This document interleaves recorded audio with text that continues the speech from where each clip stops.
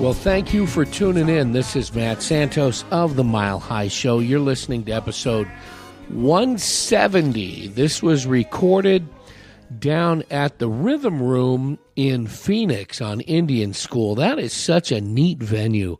Little, small, intimate club. Great blues music is the tradition there.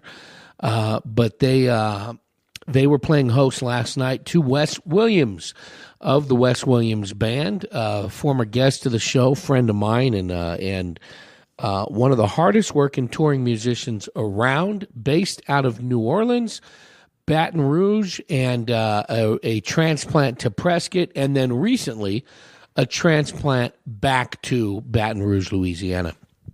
Wes is out promoting his latest release, The Front Porch Sessions, which features some live, what he terms rough recordings, some very bare bones, some live recordings of the Wes Williams Band throughout. I think there's a Prescott one on there.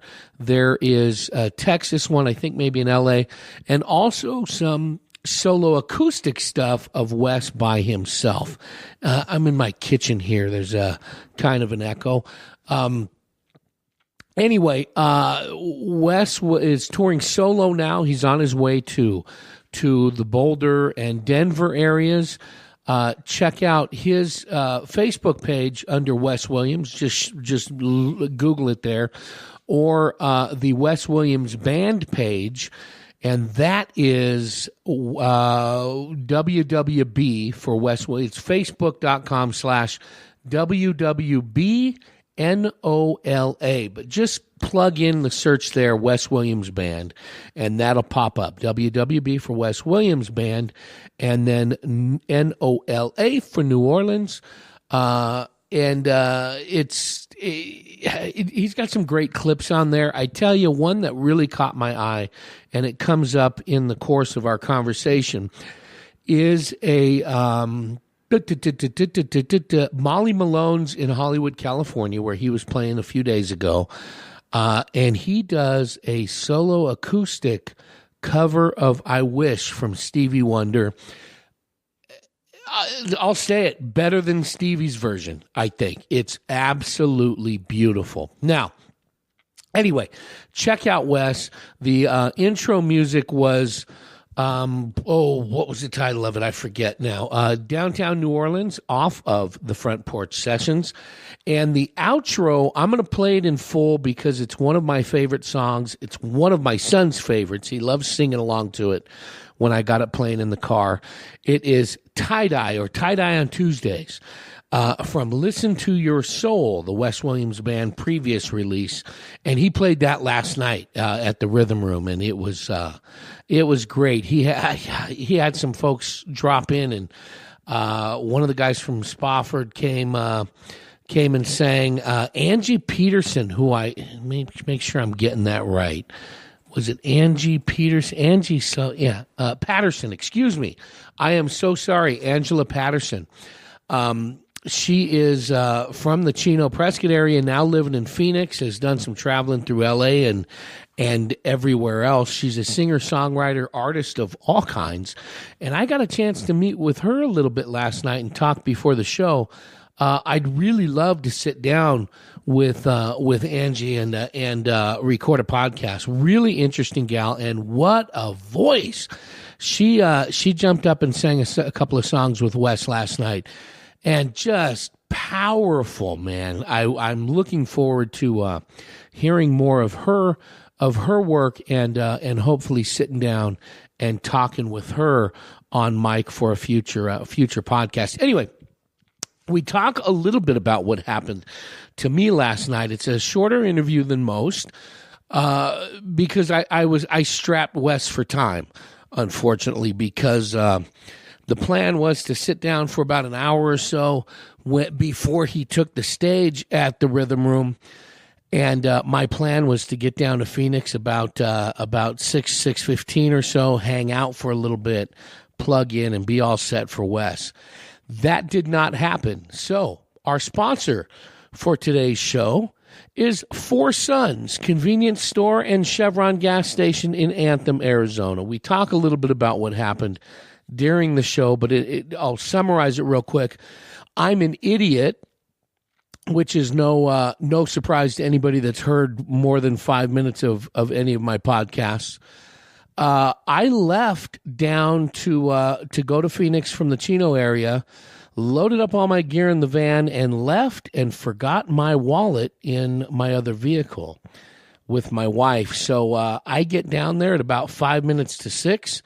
The fuel light goes on. Great. I'll pull over in Anthem and get gas, and I realize I have no wallet, no money, no nothing. Now, when I say this episode is brought to you by Four Sons Convenience Store and Market, that is sarcastically, because I will tell you, it's 100% my fault. I'm an idiot. I forgot my wallet, but I go in and I ask them, look, can you take a credit card over the phone? No. I'm talking with them for a good 10 minutes. They get the manager on the phone. They know I'm able to pay with a credit card. I'm offering to pay with a credit card over the phone. Obviously, security reasons, they don't want it. That's great. I offer to pawn some extra mics or a lens or something so I can get $15-20 of gas, and I'll come back later, or my wife will come down and take. They can't do it. I'm desperate. I will not. I refuse to ask anybody at the pumps for gas money just because I don't want to be that guy that I've made fun of in the past. But I was stuck, and they knew it, which is fine. They got to do what they got to do. So I text Wes and said, hey, let's just record after the show. Sorry, we can't do it. I call my wife. She's going to drive down with my wallet the hour and a half it is from our home.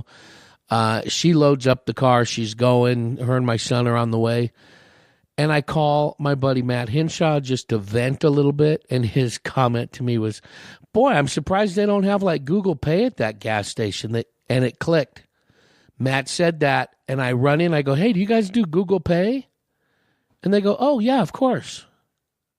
Well, a half hour later, why didn't you suggest that when I was begging you to buy a microphone? Anyway, 100% my fault, but come on. Little customer service. Say, hey, we have other options that you could pay with. Do you participate in Google Pay? Are you able to pay with your phone app? Like people in the 21st century can do. I'm old. I don't think of those things. Take a minute, do a little customer service, give me some options. So after sitting in the parking lot for a little over a half hour, I paid through my phone, called my wife, told her thanks, but no thanks, turn around, go home, relax, and I got to the rhythm room about, instead of plugging in at 7 like we had planned, it was about 7:20, 7:25, and Wes and I were able to sit down and have a nice conversation about the Front Porch Sessions, his latest release. Talk about touring. Talk about his 6-month-old baby girl with the traditional the trademark Wes Williams hair. What a beautiful child that is. He called her a giant baby. I have not seen her in person. But evidently she is a giant baby. And we even talked about some conspiracy theories and UFOs and police state and the death of Robert Kennedy. We went all over the place in a very short time. Enjoy my conversation with Wes Williams, recorded on the patio at the Rhythm Room. And check out the Rhythm Room, a great spot to see not only local musicians like Wes Williams or Sky Conwell. I saw him there a few months ago. But also some of the best in nationally touring blues musicians that come through the Rhythm Room on Indian School in Phoenix. What a great venue that is. What a great night of music. Check out our sister page, the MSP, M. Santos Photographer Facebook page, for a gallery of last night's show. I was out there shooting some pictures as well. And please follow Wes Williams on Facebook, on Twitter and Instagram, where he posts pretty regularly and posts some great video clips and updates of all his shows, including his run through Colorado, which is going to start, I believe, next week. And if you want your own copy or downloadable version of the Front Porch Sessions, please go to milehighshow.com and use that Amazon link and download your very own copy so you could hear Wes Williams and his cohorts in all their glory. Sit back and enjoy, and go out. Support local artists, musicians, painters, authors, comics. Support that local art scene wherever you happen to live, and you too can meet musicians like the fantastic, energetic, and great Wes Williams. Enjoy the show and support local podcasts too. That way I cannot have to pawn microphones and lenses at gas stations to get gas, and I can not be stressed out about money, which causes me to forget things like my wallet. Oh, one last thing, and then we'll get to the show. Thank you to what's his name? Let me give him a shout out. Local police officer who pulled me over last night at midnight when I was coming home and driving a little too fast on Highway 89 in Chino Valley. Great guy, Chino Valley, born and raised, Officer John Szymanski. Officer John Szymanski, I'm sorry if I'm pronouncing your name incorrectly. He pulls me over. He's training and hit me with his red and blue lights right in front of Safeway. I pull over at the pet club there, and I have no license. I have no wallet. I was speeding but not driving recklessly, a few miles over the limit. So he gave me a warning and reminded me of a couple of things, that I am very old and should not forget to leave home without my wallet, and also that I'm very old, that he remembers me taking pictures of him as a child here in Chino Valley, and says, okay, sir, have a great night, drive safe, get home. And I got home a few minutes later and felt really, really old. But thanks to the good folks at Chino Valley PD for not arresting me. And thank you, Wes Williams, for sitting down and talking music and UFOs and everything else. I've rambled along long enough. Please enjoy the show.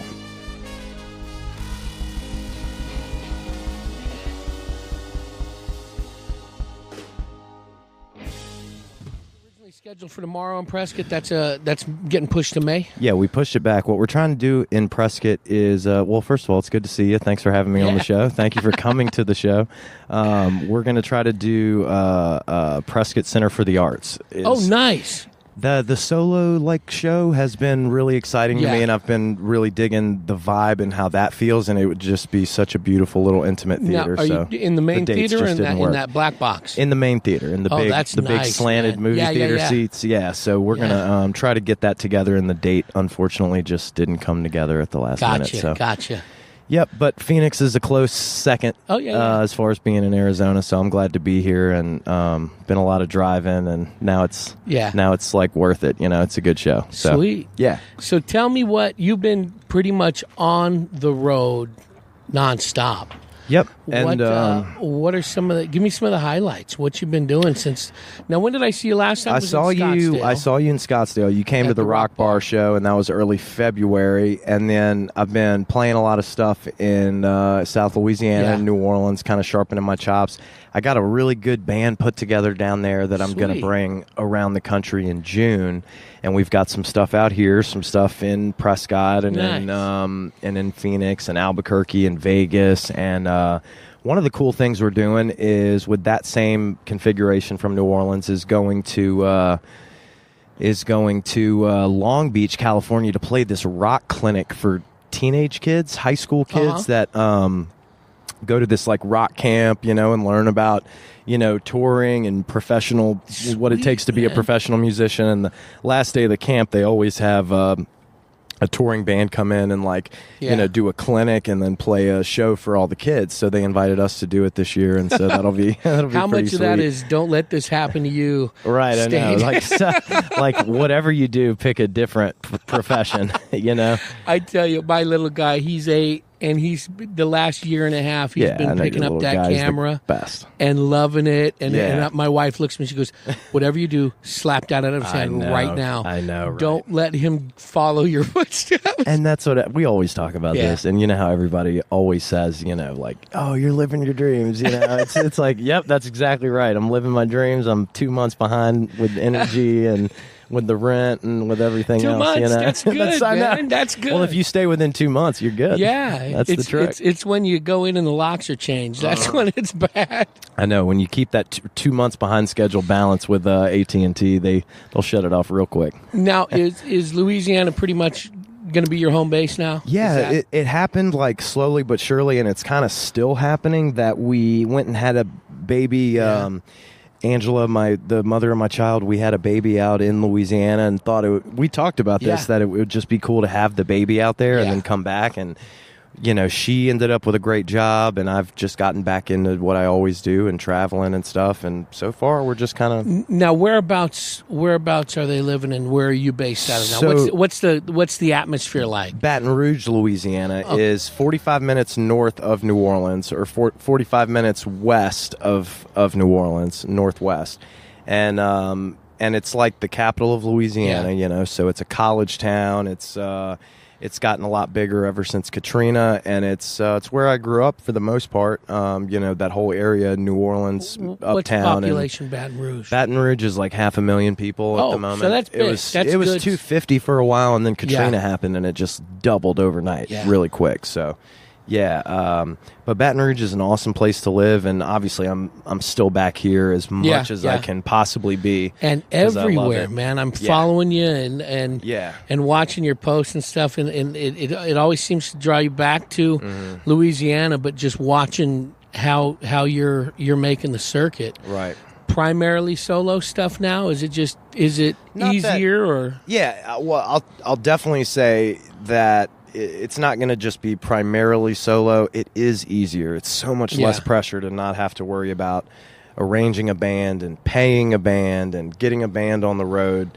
Nowadays it's hard, because it's expensive to pay a big 7-piece band to play behind me. So, and the way that I dialed in myself solo, I love playing solo. I love playing by myself. So I'm super excited to be on a tour where it's just a bunch of shows that are set up in an atmosphere of intimacy and good for solo. And no matter what you do as an artist, as a performer, as a musician, you can have the greatest people backing you, but when you have 5 people, when you have 6 people, you've got 6 personalities, you've got 6 paychecks, you've got exponentially that much stuff to do. And I just, not putting myself in a performance area, because I know that's a whole nother ball game. But when you have to go create something, whether it be a photo shoot or when I need to sit down and write something or when I just got to get on the mic, if you're distracted in any way, like I am tonight, we'll get into where I've been. But you get drawn away and you can't give it your all. And that's one thing that anyone who has seen Wes Williams play or the Wes Williams band, you guys give it, and I know it's a hack thing to say when somebody goes, give it 110%. You guys give it everything.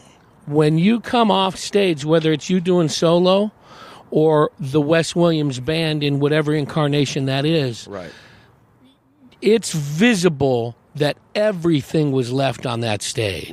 And that's why it's so great to see you guys and you perform. And if you're distracted in any way, worrying about how you're going to get to the next one or how you're going to make the nut for the next month, you can't. It's difficult to do that. No, you're absolutely. Those are all the things that play into it. You just nailed it. keeping the energy level up is so important, and it's really hard to do that because you factor in like, okay, what are all the most difficult scenarios that you could add to just getting up there on stage with your guitar, and that is traveling 6 hours a day or 4 hours a day on a short day, right? And playing 5 in a row where my voice and stuff goes out and it gets tiring and all that. And getting to travel's super cool, I mean, getting to see the country and all that's fun. And but when you have a bad show, like, you have to learn to not take it so personal. But that also comes with, when you have a great show, not riding it too high. Yeah. And because that's what it is you have to be able to take it, because there's so many guys that for 5 or 10 years went and did what I'm doing now to get to where they are, and you have bad shows. You have shows where you perform badly, or you didn't sell enough tickets, and there's a small turnout, and you're out on the road, and it was a 5-hour day to get to that town. It was a crappy show, and so I mean, those kind of nights, it's like from the time I'm pulling my cables out to the time I'm going back to the hotel, I'm like, I f***ing quit. Forever. Real job can I get? I have a kid now. How am I? What the am I still doing at 29 doing this? And it's just part of it. You want to give up and quit all the time. How has that changed? You mentioned the birth of your daughter. How has that changed you as a performer? I think a little bit that remains to be seen. I have been writing a lot more, which I'm always grateful to be in a period where I'm writing, because it's hard to predict like when I'm gonna write. It just kind of happens, and when I do write, I tend to write a lot. I bang out a bunch of new songs whenever I'm in a writing zone, and sometimes it's just a flash for like a day or two. Every time I pick up the guitar, things are popping out. And then for 2 weeks, I pick up the guitar every day and just kind of noodle around and play with stuff I know and kind of mess around with new stuff, and nothing kind of comes down the pipe, and that's it, But you just keep trying to be creative. And now I'm so... Obviously, the first thing I think you get aware of when you have a kid is... your thoughts have to constantly be of someone other than yourself. We're so used to, as human beings, being like trained to be like selfish and self-centered, where we're it's okay. Come on out. Where we only think about ourselves, Yeah. That bartender, Brittany, the tall one. Yeah. She's she's been around here at the Rhythm Room for a long time. She's the sweetest girl in the world. But I've noticed that I have to think about the kid a lot, and so I can't think about Wes as much as I am used to, which is a great thing, and that I think inspires creativity, because all thinking about yourself does is make you feel shitty at the end of the day, So I mean, it's been unbelievable, and she's 6 months old, and she's already huge. She's in the top 95 percentile of her height and her weight. She's a giant baby. And that beautiful hair. Yeah, she's got that long black hair, the Wes Williams hair style for sure. She came out of the womb just like that. She did. She popped out just like that, head full of hair. Now, you've got you posted something the other day, and we've talked about this before when you've been on, how you really personalize things. Especially like when you do a cover. Right. When you either solo or as a band do a cover, you really make it your own. Right. And your style on your originals is so strong and so identifiable, and that comes through when you do covers as well. That one you posted something of Stevie Wonder the other day. That was just out. It was incredible. You like that? That was one? Beautiful. Cool. Yeah. Thanks, man. Yeah. How often you mixing in covers? Let's see, the solo show, it's kind of tailored to when I know I'm around, like, quote unquote, like my people. Like, I know tonight, there's people that listen to similar artists that I do, so I tend to play more covers because there's a specific genre that I know people like. So tonight, I'll play some Keller Williams, I'll play some Widespread Panic, some Mo, some Fish, stuff that's in that kind of jam scene sort of thing, and people seem to dig that. But primarily, I mean, I always appreciate when people, holler for the original songs, and they're always a dominating factor Yeah, in my of set course. list. It's always mostly originals, just night to night. Sometimes we'll do no covers, and sometimes we'll play, I'll do, because solo, I can do whatever I want, and I'm usually making the set list just in the parking lot before I... Is that what you were doing when I came up? Yeah, just finishing up that set list. And it's nice to just be able to, for flow, so I don't have to sit there and think about it. But every once in a while, I will go no set list and just kind of play whatever happens. But the challenge is sometimes it'll take me a little too long to think of what's next. So it's nice to have an order and try to think about, okay, the flow of going, do a funky one, do a slow one, do a funky one, do a slow one, or whatever, What was the time frame that you? Well, let's mention it. Your newest release, Front Porch Sessions. Yeah, the Front Porch Sessions. What was the time frame that you wrote this? That you put this together? That record got written kind of over the years, and there were a couple songs on there that I had recorded in a very raw way, kind of front porch style, just sitting there with a guitar, singing and playing into a mic.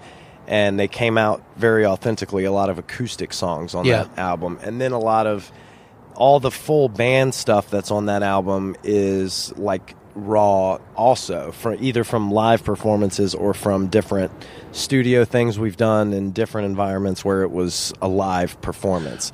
Who else do you have on this release? What other players? The guys on that release is mostly that steady set of touring guys that I had for a while. It's Adam on guitar and Dennis on bass and Nick Stednitz on bass and Matt Hepburn on the drums on some, Gabe on a few. Yeah. Rhodes? Yeah. When I got I've known about Gabe for a long time. I've followed him. We've been hooked up on social media and stuff for a few years. You love that social media. No, I hate it, actually. But strangely, I know everyone hates it, but it's you do it anyway. It's the way I could be in touch with people and not have to put on pants. I get to sit on my couch. Yeah, right. That's a good point. Well, yeah, that's a good point. And you can get away with more. But the first time I saw him play live was at Rock Bar in Scottsdale a couple months back. Oh, yeah, right. That guy, again, he's got passion, all out. too. Yeah, he goes for it. That's one thing I'll say about him. He leaves just as sweaty as I do. Real staple in the Verde area. Is that right? Where he's based out for of, sure. Right? Yeah. He lives up in Camp Verde, and his father was a real famous musician, blues musician, and they always do a blues benefit for his dad every year at the main stage. Yeah, I wouldn't want to say because I don't know for sure, but I think that's right. Les Lyman's involved with them doing it sometimes. That's right. Yeah. Good old Les. Yeah. Hey, Les. I had a quick conversation with Les on the phone today, and anybody who knows Les knows I'm lying. It was not quick. Right. There is not a conversation with Les that's I know quick. some people like that. Yeah. Let me tell you what. This is you talk about social media and technology, and I'm an old man, but I've had to, for work wise and family wise and things, embrace technology and social media and stuff. But I tell you, this is a perfect example of how it can save your butt. This is what happened to me today. My wife gets off work at 5. And I knew I wanted to be on the road before 5, so I loaded up all the. I got the photo gear out in the car and the recording gear and stuff, and loaded it all up in my truck. Me and my son drive to her work at about 4:30, 4:40. I'm swapping cars, and then I leave him with her. See you later. I'm gonna get there about 6:15, 6:30. Grab a drink, sit on the patio, and be all ready when Wes walks in. I said, "Is there gas in the van?" Because that's what I was going to bring down here. She, "Oh, yeah, it's full." So I look at the gauge when I start it up, a little under half. And I go, no biggie. I'll get down the hill, I'll hit the Costco or Anthem or something and fill up. Right. No biggie. At 5 minutes to 6, the fuel light goes on and I'm at Anthem. Oh, no. No problem. Right. I pull over. And I go, "Where's my wallet?" Oh, shit, that's what happened, really? Oh, man. I'm out of gas. I got no wallet. So I walk in the gas station.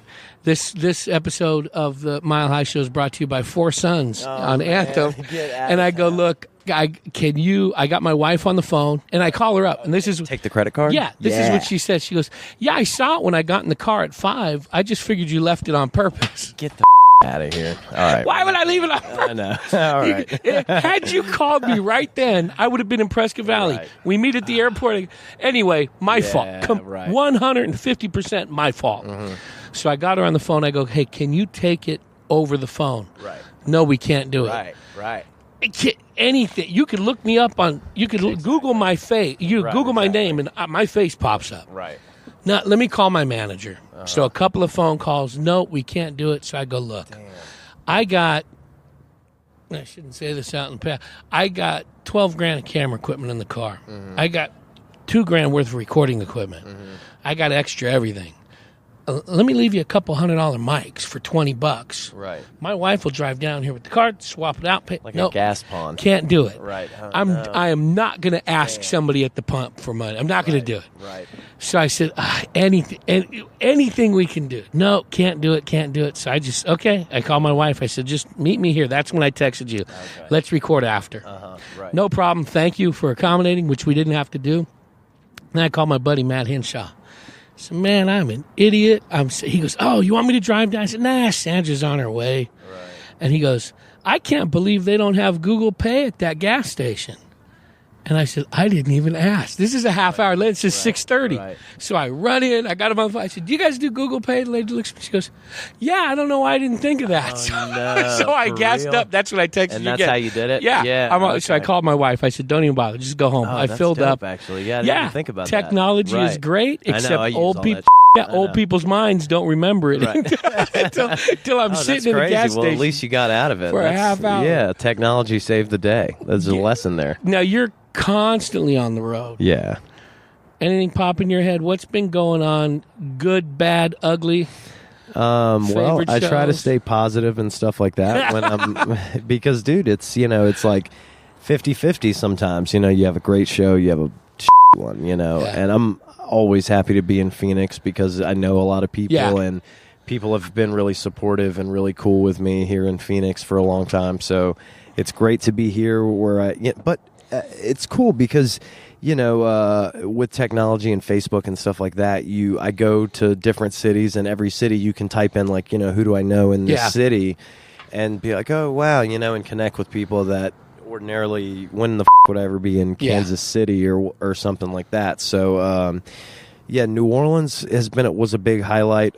Brian Moss and Jordan and Red and those guys from Spafford were there playing Hogs for the Cause music festival, and so I went out and hung with them at their show and took them out to eat the night before and showed them around the city a little bit since they don't know it too well. And then they came out to my show, and Moss sat in and played some lead guitar. And Red, the keyboard player for Spafford's, actually going to come up and sing one tonight. Oh, nice. So that'll be really cool. And that's like one of the surprises for tonight. So that'll be fun. And New Orleans was killer. That Howlin' Wolf show to see a bunch of my friends, and I had a great band and a girl bass player. She was great. It was the first time I've ever had a chick band member, so that was cool. And so that's pretty cool stuff. And that was a big highlight for sure. And then it was easy, man. Driving New Orleans to San Diego, I did 2 days of 11 hours each day. Oh, man. Yeah, but actually I was like I was telling you, I've been really into podcasts lately. Yeah. So I just threw on some podcasts and was like really enjoying myself. Who are you listening to? Joe Rogan's top of the list, just because he really gets labeled as like having these certain like views on things, but really he doesn't. He just like asks a bunch of questions. He is. Introduce yourself to Jesse and them over there. Jesse, that's Red right there. Rogan is truly a Renaissance guy. You got to pop over there? Yeah, no. I'm talking to you right now. He has... what I was saying was he just listens to people. He just explores their point of view and asks them all kind of questions. Even in later episodes, he'll come back and be like, this guy was a but you would never... he just lets people get their point of view and He explain what they believe in. And so I really like that because he's just curious. Curious and really out there guess. Yeah, right. Everything Alien from guys. Yeah, flat Earth. Right. Nuclear physicists. Do you know who Dr. Stephen Greer is? Do you know who that is? That name He's rings a a bell. ufologist. He's a UFOologist. Oh. A ufologist. Dude, his on point. I'm just telling you. I'm telling you. When you're on the road. They're real. Okay. I'm serious. I'm dead serious. There's proof. There's mountains and mountains of proof. Sam Tripoli. He's a comedy store guy, comic. He's on Rogan periodically. Oh yeah, comedy store. He's got a podcast he started about a year ago, the Tinfoil Hat Show, and it's all conspiracy theories. Right. There was a couple I was listening to like that. There's one called like Those Conspiracy Guys, and there's another one called Conspiracy Face or whatever. What I like about Tripoli's is he's a comic, so he has comics on there, but not just comic. He'll have authors, and they'll just talk about. So they go off the rails a lot, right? But for me, I like that because it gives me outlooks on things. His dad, Tripoli's dad, lives in Prescott. Oh, okay. And from what I understand, he's pretty much always at Buc-ee's. That's his really? hangout. Yeah. But yeah, it's because I don't know. I know next to nothing about conspiracy theories in general. So what I'm here, would you like to learn? No, because I specialize. I'm dead serious. What? There's so many. What are some of the ones that get you? Okay, a couple that stand out for me, and since I'm in like a public forum right now, I'll stay away from like the more sensitive ones. Here's one I'll say though that I think any reasonable person is willing to at least say, yeah, obviously JFK, right? Yeah. But his brother, Robert Kennedy, Bobby. The big one that not a lot of people know about is his official cause of death. The shots were fired from close range, close enough to leave powder burns on the back of his neck from behind. But every witness in the kitchen in that hotel, the Ambassador Hotel, the Ambassador Hotel, the guy's name was Sirhan. He was shooting from about 7 feet in front of the senator, and the shots that killed him entered from the back of the head at very close range. Yeah. So, I mean, that's documented fact, and I mean, without diving too far, but some of those crazy ones that Alex Jones talks about, Sandy Hook deniers and like that's insane. Yeah. But there's several out there that I think any reasonable person should at least say, I don't know, something there, without saying for sure, at least saying, something. That's what I like about Tripoli. He's, because a lot of, Alex Jones, for one, is so far on one side of the story. Right. Oh, he's a nut job. It's one of the things Tripoli says is, no, everybody's crooked. Right. Everybody's lying on both sides of the aisle. And right. So he does the same thing. He goes, all I know is that true. I don't know. Right. So that's the best way to say it. That's what I love to say is I just don't know, How do you say you know? You fall through some rabbit holes, man, especially on YouTube. Oh, yeah. YouTube's the great, dude. YouTube conspiracies are the best thing I've ever done with my time, ever. Yeah. Ever. That's so good. What time is it? Are we getting close to, let's do a time check really quick around here. 7:40. What's on the horizon for you? One day at a time, We're just going to play tonight here in Phoenix and then taking the night off tomorrow, staying out in Chino where it's nice and pretty, and then Albuquerque Friday night. You mean Chino tomorrow? Yeah, dude. What am I doing down I told here? you that. No. I texted you that. So we'll do Albuquerque Friday night and then Denver Saturday, nice. Boulder Sunday, and then Colorado Springs Monday night. I'm playing to kick off the week of 420 in Colorado at this Cannabis Club Vape Lounge place. I saw that. Yeah, it should be pretty cool. I'm looking forward to that one. And then we head over to Kansas City. And in Kansas City, I'm a guest on Carl Butler's Gospel Lounge. Oh, and nice. Everybody loves Pastor Carl, and he's this... he play him and his band, his house band, play every Wednesday night. The Gospel Lounge, and they always have a featured guest, and so they're having me on Wednesday. Yeah, nice. And it's about the message being uplifting and all that kind of. So it should be pretty cool. Nice. And then onward from there, St. Louis. I love the way you guys open the show at Rock Bar. Starting up at the top and doing with that chant and everything. That was cool. That was nice. That was a lot of fun. That'd be beautiful, something along those lines. Yeah. In that Prescott Center for the Arts. An old church, yeah, right, man. right. Yeah, absolutely. See, that building is beautiful. The helicopters are coming looking for you. I'm telling you, man. Look at that. What is that, it's what, a 12 police. monkeys? It's a police state. The police state is coming. They're spotlighting to take your guns away. We'll run through how do folks get. So yeah, your check new out release? the new album, The Front Porch Sessions, on iTunes and Amazon and Apple Music and anywhere you get your music. I'm on tour until the end of April, solo.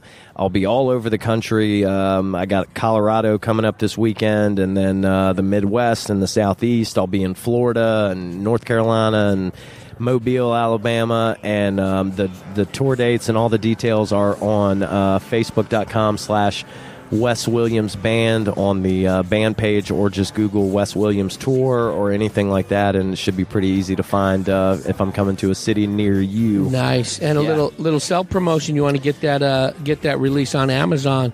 Use that Amazon link at milehighshow.com. See how to work definitely that in? use that, guys. All right, let me let you go. Thanks for sitting Thanks for down. having me, Matt. It's always good to see you. You're about ready to take the stage. Yep. And I'm looking forward to the show. We'll get Thank you so much, man. Absolutely. Cool, man. Rock on.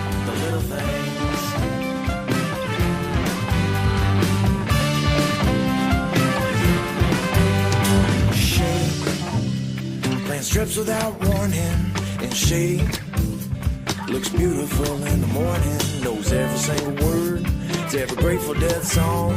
Seen Fish like 20 times. She always sings along. She's leaving the system that we love so much. She knows in her heart she can change.